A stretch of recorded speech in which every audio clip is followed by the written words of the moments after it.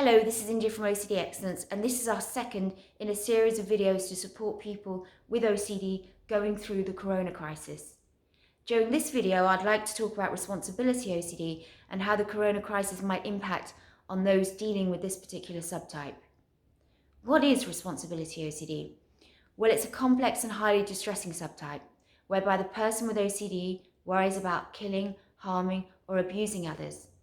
They feel hyper-responsible for the happiness, safety, and welfare of others and place those above their own happiness and safety. You can imagine how debilitating that is. During my time working with OCD, the responsibility subtypes have become a particular focus of mine. And we've identified various subtypes within this subtype. It can get complicated. Even contamination OCD can actually be disguising responsibility OCD. For our practice, this is our most common subtype, with 70% of all clients presenting with responsibility OCD. It's characterized by unwanted, intrusive thoughts of a violent or sexual nature. The obsessions are numerous, but some of them are fears of killing, harming, or abusing others, particularly loved ones, the old, young, or sick. Fears of emotionally abusing or harming someone, again, loved ones, the young, old, or sick. Bizarrely, it can manifest as fears of harming by one's own self-harming. Fears of causing accidents on the road, running people over.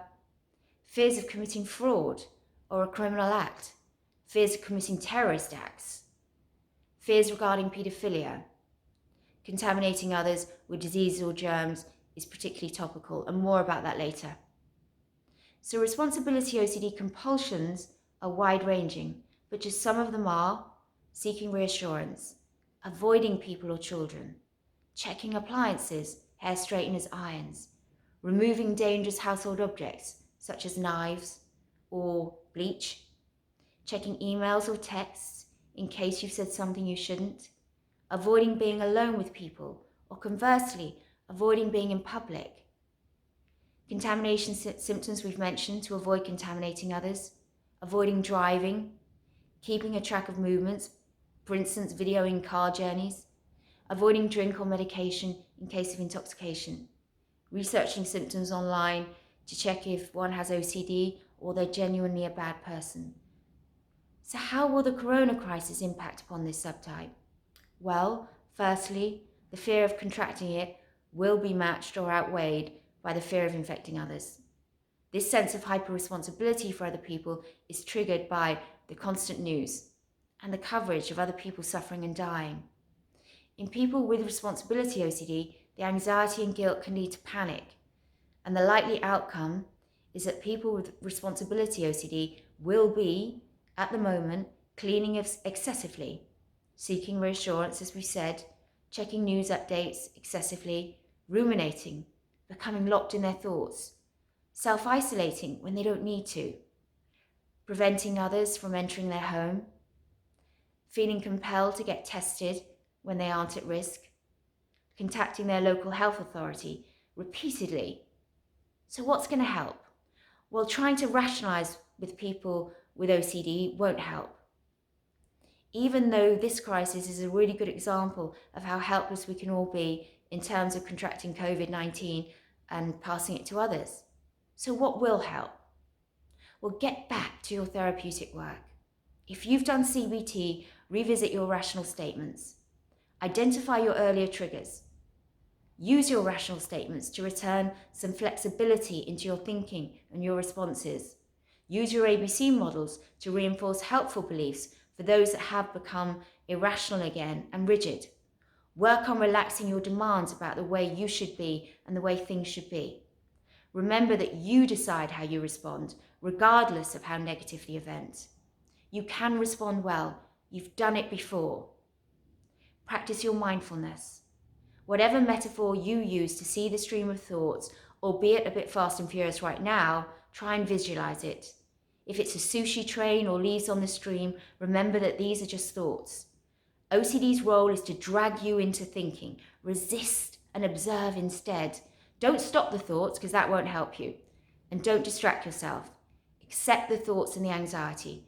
Allow them both to be there. Give yourself permission to be anxious and have intrusive thoughts about the current situation. People only disturb themselves when they don't accept what is happening. As the huge wave rushes towards you, threatening to engulf you, dive down to the center and let it wash over you. Don't go with your instinct to brace yourself or run away. Work on your acceptance. Responsibility OCD is consistent with low self-worth. Again, use your rational statements to remind yourself that you're a human being and can make mistakes, as can all of us. Thousands of people out there will be unknowingly infecting others, and that doesn't make them a bad person. It just makes them part of the human race. Resist engaging in rituals. You know how the compulsions drive the obsessions and then often depression. Don't scratch the itch.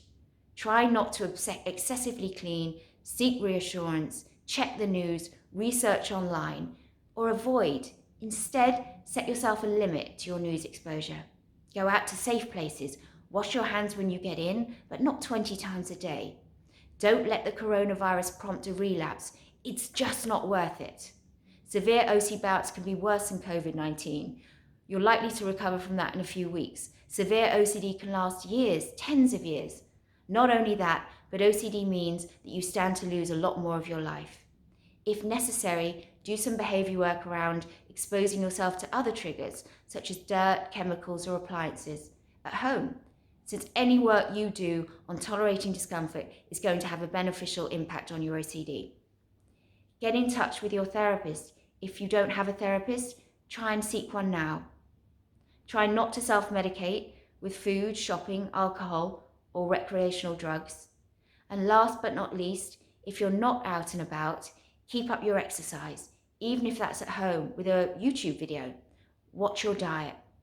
So thanks for listening, and I hope this helps. Please follow OCD Excellence on Twitter and Instagram. We'll be loading more videos up over the coming days. If you have found this helpful, we'd love to see your comments below. So goodbye for now. Stay safe and stay mindful.